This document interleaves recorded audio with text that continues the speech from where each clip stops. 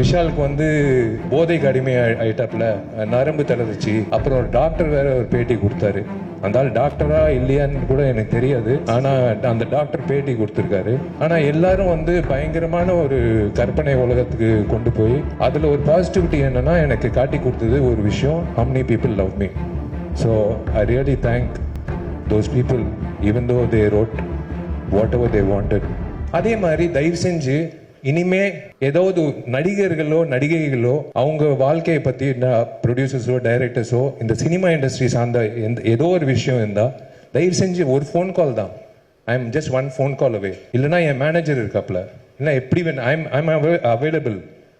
ஒரு ஒரு ஒரு டவுட் இருந்தால் கேட்டு நீங்கள் என்ன வேணாலும் எழுதிக்கலாம். உங்கள் கற்பனைகள் எல்லாம் இயக்குனர்கள் கொடுத்துருங்க. இயக்குனர்கள் தான் அந்த கிரியேட்டிவிட்டி வேணும். உங்கள் கிரியேட்டிவிட்டி வந்து நீங்கள் உங்களோட வச்சுக்கோங்க. விஷாலுக்கு வந்து போதைக்கு அடிமை ஆயிட்டாப்ல, நரம்பு தளர்ச்சி. அப்புறம் ஒரு டாக்டர் வேற ஒரு பேட்டி கொடுத்தாரு.